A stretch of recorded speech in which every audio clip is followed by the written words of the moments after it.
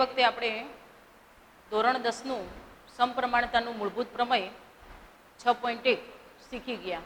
તમને બધાને આવડી જ ગયું હશે અને એના પછી મેં PDF તરીકે તમને એ પ્રમેય કેવી રીતે પરીક્ષામાં લખવું એ પણ મોકલ્યું હતું, બરાબર. એટલે એના આધારે તમે એકદમ સરસ રીતે એ પ્રમેય તૈયાર કરી દીધો હશે. હવે એવું જ અગત્યનું એક બીજું પ્રમેય છે કે જે તમે હાલ પણ કરી શકો એમ છો, બરાબર. એટલે એવું એક બીજું પ્રમેય પાયથાગોરસનું પ્રમેય, બરાબર, જે 9મા ધોરણની અંદર તમે એ પ્રમેયને શીખ્યા છો, પણ અહીંયા આપણે એને સાબિતી રૂપે પરીક્ષામાં પણ પૂછાય છે. એટલે પાયથાગોરસનું પ્રમેય જે છે એને સાબિત કરીને આપણે સમજીશું, બરાબર. પાયથાગોરસ એક ગણિતશાસ્ત્રી કે જેમને કાટકોણ ત્રિકોણ માટે એક સિદ્ધાંતને સાબિત કરેલો, જે આકૃતિના આધારે એમને સાબિત કર્યો. પણ આજે આપણે નવી ભૂમિતિના માળખાને અનુસંધાને એને તર્કસંગત દલીલ દ્વારા એને સાબિત કરશું, બરાબર. તો એ સાબિતી આપણે સમજવા માટે ગઈ વખતે આપણે સમરૂપતા વિશેની સંકલ્પનાને પણ સ્પષ્ટ કરી હતી, એનો પણ અહીંયા આપણે ઉપયોગ કરવાનો છે, બરાબર. તો પાયથાગોરસનું જે પ્રમેય છે એને આપણે શીખીએ. પાયથાગોરસ એનો પ્રમેય 9મા ધોરણમાં એની પ્રતિજ્ઞા તમે સમજ્યા છો, એનો ઉપયોગ પણ ક્યાંક તમે કર્યો હતો. પણ એ પાયથાગોરસ કે જેનો પ્રમેય એની પ્રતિજ્ઞા શું છે, તો કે કાટકોણ ત્રિકોણમાં કર્ણની લંબાઈનો વર્ગ એ બાકીની બે બાજુઓ એટલે કે કાટખૂણો બનાવતી બે બાજુઓના વર્ગોના સરવાળા જેટલો હોય છે.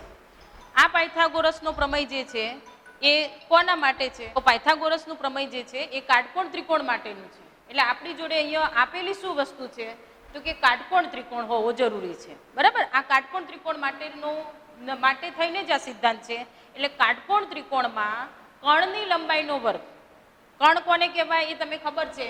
દાખલા તરીકે આપણે અહીંયા આકૃતિ સમજીએ તો કે કાટકોણ ત્રિકોણમાં અહીંયા ત્રિકોણ ABC લઈએ આપણે તો એની અંદર બી ખૂણો કાટખૂણો છે. ત્રિકોણ ABCમાં બી ખૂણો કાટખૂણો હોય તો કર્ણ કઈ બાજુ થાય? કાટખૂણો બનાવતી હોય એની સામેની બાજુ, એટલે કર્ણ AC થશે.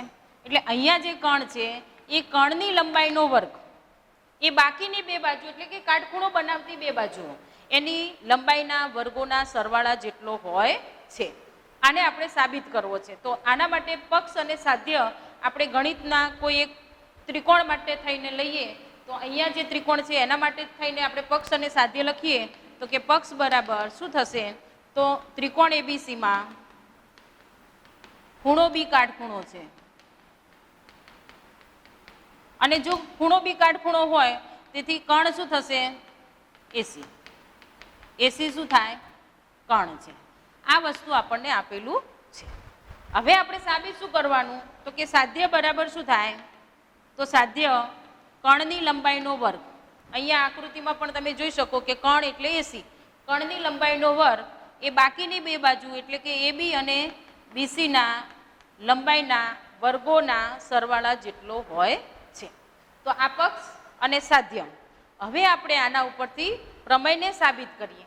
તમારી ચોપડીની અંદર કદાચ આકૃતિમાં આ પ્રમાણે પણ દોરી શકાય અને તમે પણ દોરી શકો કે કાટખૂણો અહીંયા મેં દર્શાવ્યો છે, આકૃતિ અહીંયા દર્શાવી છે, એવી તમે આ પ્રમાણે પણ દર્શાવી શકો કે અહીંયા કાટખૂણો બનતો હોય. અહીંયા જુઓ તમે, બરાબર. અહીંયા 90° ખૂણો હોય તો અહીંયા આ બાજુ લઈએ એને આપણે કર્ણ કહીશું. આ ખૂણો બી, આ ખૂણો, આ બાજુઓ AC.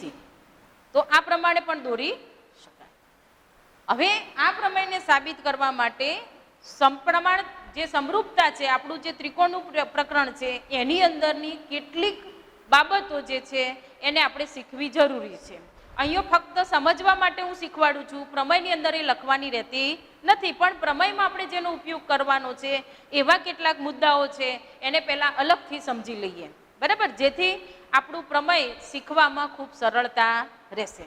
શું શીખવું જરૂરી છે? તો કેટલીક સંકલ્પનાઓ સમરૂપતા માટેની કે જેની અંદર અહીંયા કોઈ પણ દાખલા તરીકે કાટકોણ ત્રિકોણની અંદર જ્યારે કર્ણ ઉપર વેધ દોરવામાં આવે, દાખલા તરીકે અહીંયા AD આપણો વેધ છે, કર્ણ ઉપર દોરેલો વેધ છે, તો એના કારણે શું થશે? તો કે અહીંયા જે એક ત્રિકોણ દોરેલો હતો, ત્રિકોણ ABC હતો, એનું હવે તમે આકૃતિ જોશો તો એની અંદર જ બીજા બે ત્રિકોણ પણ દેખાય છે. કયા બે ત્રિકોણ? તો પહેલા મૂળ ત્રિકોણ ABC તો હતો જ, બરાબર, અને બીજો ત્રિકોણ ABD પણ બને છે અને બીજો ત્રિકોણ BDC પણ બને છે. તો આ જે ત્રિકોણ મૂળ છે એબીસી હતો એમાં વેધ દોરવાથી ફરી પાછા બીજા બે ત્રિકોણ આપણને મળ્યા. તો હવે આ જે ત્રિકોણો બને છે, બરાબર, વેધ દોરવાથી જે બે ત્રિકોણો બને છે એ મૂળ ત્રિકોણને સમરૂપ હોય છે, જેને આપણે આગળ શીખવાનું છે, બરાબર. પણ હાલ પૂરતું આપણે એટલું સમજશું કે આ બે ત્રિકોણ કયા રીતે થાય એ આપણે પણ સમજશું કે ત્રિકોણ એબીસી એ ત્રિકોણ એડીબી એને સમરૂપ હોય છે. કેવી રીતે થાય? તો એના માટેની સમરૂપતાની શરતો છે, જેની અંદર ખુખુ શરત છે, ખુખુ શરત છે અને બાબા શરત પણ છે, બરાબર. સમરૂપતાની સંકલ્પનાને આપણે સમજી લીધી કે બે ત્રિકોણો વચ્ચેની સંગતતા સમરૂપતા ક્યારે થાય. ગયા વિડીયોની અંદર ગઈ વખતે સમરૂપતાનું મૂળભૂત પ્રમેય શીખ્યા, એની અંદર આપણે શીખી ગયા હતા. શું શીખ્યા હતા? કે બે ત્રિકોણ વચ્ચેની સંગતતા સમરૂપતા ત્યારે જ થાય કે જ્યારે એના અનુરૂપ ખૂણા એકરૂપ હોય અને અનુરૂપ બાજુઓ સમપ્રમાણમાં હોય, બરાબર. તો એની અંદરથી આપણે જો ત્રણેય ખૂણાની જોડ એકરૂપ કરીએ તો પણ એ એકરૂપ, ત્રણ ખૂણાની જોડ એકરૂપ થાય તો પણ સંગતતા સમરૂપતા થાય છે, જે આપણે પછી ભણીશું. પણ હાલ આપણે એ વસ્તુને ધ્યાનમાં લઈ લઈશું કે બે ત્રિકોણ વચ્ચેના બે ખૂણાની જોડ એકરૂપ હોય તો પણ, કારણ કે ત્રણ ખૂણામાંથી બે એકરૂપ હોય તો ત્રીજો ઓટોમેટિક થવાનો, કારણ કે ત્રિકોણના ત્રણેય ખૂણાના માપનો સરવાળો 180, એટલે ખુખુ શરતના આધારે પણ એ સંગતતા સમરૂપતા થાય છે, બરાબર. તો એ પ્રમાણે અને એના પછી એનો ઉપયોગ કરીને આ સાબિત કરેલું છે કે ત્રિકોણ, કાટકોણ ત્રિકોણની અંદર કણ ઉપર વેધ દોરવામાં આવે તો એનાથી જે બનતા બે ત્રિકોણો છે એ મૂળ ત્રિકોણને સમરૂપ હોય છે. આ પણ પ્રમેય છે તમારી અંદર, બરાબર. તો એ કેવી રીતે થાય છે? તો એ પણ ખુખુ શરતના આધારે થઈ શકે. પણ હાલ આપણે ટાર્ગેટ પાયથાગોરસનો પ્રમેય શીખવો છે, તો એના માટે એ શીખેલાનો ઉપયોગ કરીએ. તો શીખેલામાં ઉપયોગમાં એ છે કે ત્રિકોણ એબીસી એ એના આ મૂળ ત્રિકોણ છે અને વેધ દોરવાથી બનતો એક ત્રિકોણ એબીડી છે, બરાબર.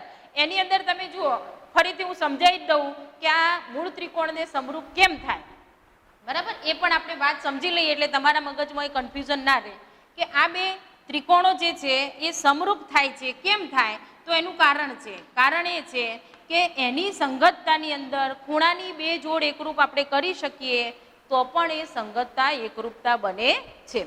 હવે એની અંદર તમે જુઓ કે અહીંયા સંગતતા આપણે લઈએ કે એબીસી અને સંગત એડીબી, તો આમાં ખૂણો એ એને અનુરૂપ ખૂણો એ આવશે.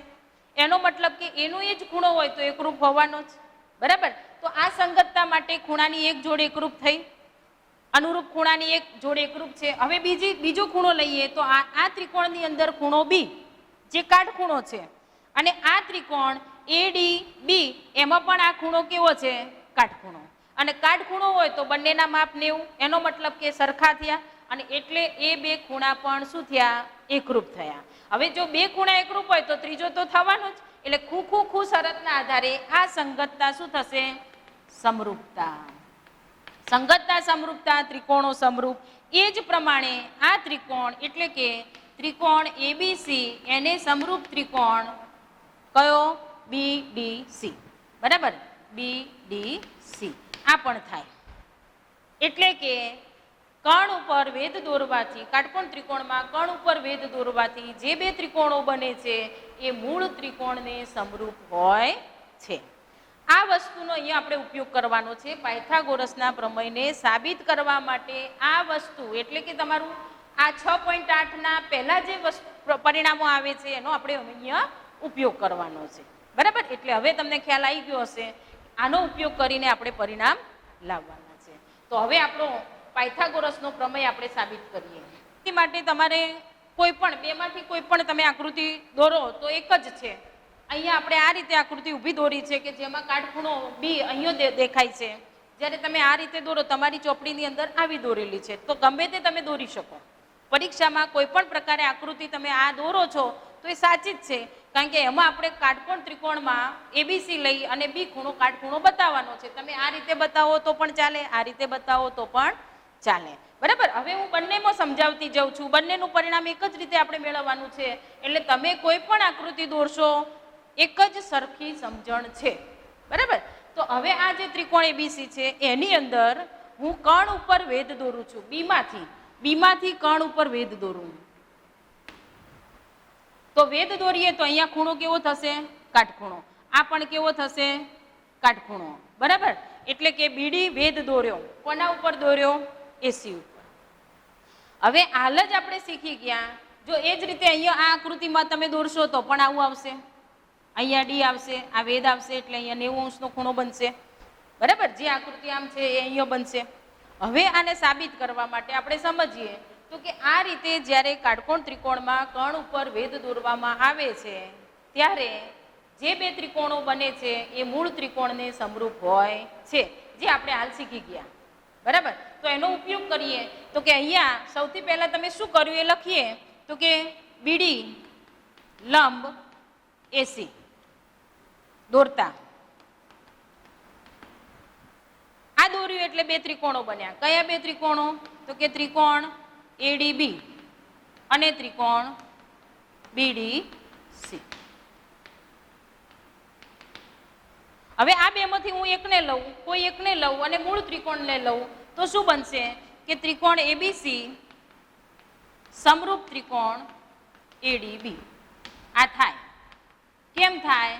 આગળ આપણે જે ભણેલા પ્રમેય છે એના આધારે, બરાબર. સમજાઈ દીધું મેં તમને, એ પ્રમેય પણ સમજાઈ દીધું છે. તો એના આધારે આ થાય. જો આ સંગતતા સમરૂપતા હોય તો અનુરૂપ બાજુઓ શું થાય? સમપ્રમાણમાં. સમરૂપતાની શરતના આધારે તો અનુરૂપ બાજુઓમાં લઈએ તો કે એબી ને અનુરૂપ કઈ થાય? એડી, બરાબર. એ જ રીતે હું અહીંયા આ એબી લીધી અનુરૂપ તો એડી થઈ, એને અનુરૂપ. એ સમપ્રમાણમાં કોના? તો કોઈ પણ બીજી બાજુની અનુરૂપ બાજુની જોડ લઈએ તો હું અહીંયા લઉં એસી, એને અનુરૂપ એબી. આપણે આટલાની જ જરૂર છે, ત્રીજી જોડ પણ અનુરૂપ સમપ્રમાણમાં થાય, પણ આપણે હાલ આટલાની જરૂર છે એટલે મેં આ બે બાજુઓ સમપ્રમાણમાં દર્શાવી. હવે આના ઉપરથી આપણને પરિણામ મળે. તમે જુઓ અહીંયા ગુણોત્તર મધ્યકની વાત આવે. કેવી રીતે આવે? તો કે એબી ભાગ્યા એડી, એસી ભાગ્યા એબી. હવે આનો ક્રોસ ગુણાકાર, બરાબરનું ચિહ્ન છે એટલે આપણે ક્રોસ ગુણાકાર કરીએ એટલે કે એબી ને એબી સાથે ગુણીએ અને એડી ને એસી સાથે ગુણીએ તો પરિણામ આપણું મળે કે એબી સ્ક્વેર બરાબર એડી ગુણ્યા એસી. આ એક પરિણામ આપણને મળ્યું. તમે જુઓ ત્રિકોણ એબીસી અને વેધ દોરવાથી બનતો ત્રિકોણ એડીબી, આ બંને સમરૂપ થાય. સમરૂપતા થાય તો અનુરૂપ બાજુઓ સમપ્રમાણમાં થાય. અનુરૂપ બાજુઓ સમપ્રમાણમાં થાય તો એના આધારે આપણને એક આ પરિણામ મળે છે. ખ્યાલ આવ્યો તમને? હવે એ જ રીતે બીજું અનુરૂપ લઈએ આપણે. બીજું કે ત્રિકોણ એબીસી એને સમરૂપ બીજો ત્રિકોણ જે બને છે એ લઈએ આપણે બીડીસી. આ પણ થાય, બરાબર. આ થાય તો આના આધારે અનુરૂપ બાજુઓ પણ શું થશે? સમપ્રમાણમાં. એટલે એ અનુરૂપ બાજુઓમાં હું લઉં કે એસી ને અનુરૂપ, જો અહીંયા એસી લીધી તો અહીંયા શું લીધી? બીડી. એસી ને બીસી થાય, એસી ને અનુરૂપ શું થાય? બીસી, બરાબર. હવે હું અહીંયા લઉં બીસી તો એને અનુરૂપ શું થાય? સીડી. તો કે બીસી ને અનુરૂપ સીડી. આ અનુરૂપ બાજુઓ સમપ્રમાણમાં થાય. ત્રીજી પણ થાય, પણ આપણે આટલાની જરૂર છે અહીંયા સાબિત કરવા માટે એટલે આટલા લીધું. હવે તમે જુઓ કે આ બીસી અને બીસી નો ક્રોસ ગુણાકાર કરશો એટલે બીસી સ્ક્વેર થાય. બીસી ગુણ્યા બીસી એટલે બીસી સ્ક્વેર. એના બરાબર આ બંનેનો ગુણાકાર એટલે કે સીડી ગુણ્યા એસી થવાનું. આ આપણું પરિણામ. પરિણામ શું મળ્યું? અહીંયા એક પરિણામ મળ્યું એબી સ્ક્વેર બરાબર એડી ઇન્ટુ એસી અને બીજું પરિણામ મળ્યું બીસી સ્ક્વેર બરાબર સીડી ઇન્ટુ એસી. ખ્યાલ આવી ગયો? હવે આ જે બે પરિણામ મળ્યા છે એનો આપણે સરવાળો કરવો છે. સરવાળો કરવો હોય તો શું કરાય? બે પરિણામનો સરવાળો કરવો હોય તો ડાબી બાજુનો ડાબી બાજુ સાથે સરવાળો, જમણી બાજુનો જમણી બાજુ સાથે સરવાળો થાય. કેમ કરીએ છીએ? તો આપણી સાબિતીના તરફ જવું છે માટે એવી ગાણિતિક પ્રક્રિયા કરવી પડે અને એ આપણે ગાણિતિક પ્રક્રિયા કરીએ તો પરિણામ 1 અને 2 નો શું કરીએ આપણે?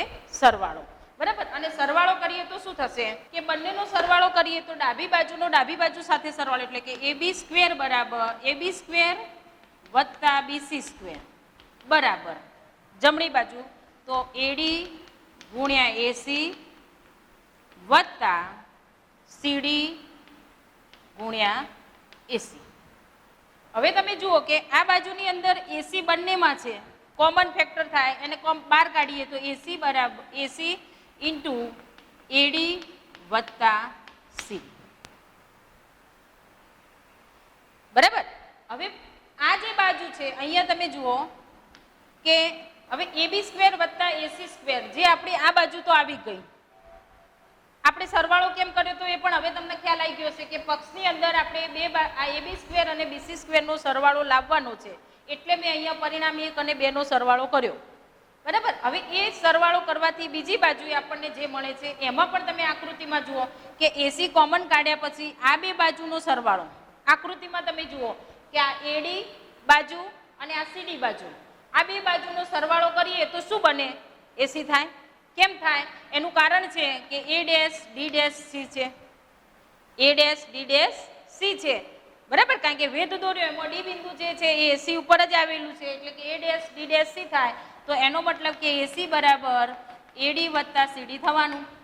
તો આ પરિણામને અહીંયા આપણે મૂકી શકીએ કે એડી અને સીડીનો સરવાળો એની જગ્યાએ એસી મૂકીએ તો એસી ગુણ્યા એસી થવાનું, આની જગ્યાએ એસી મૂક્યું એટલે કે શું મળ્યું? એસી સ્ક્વેર.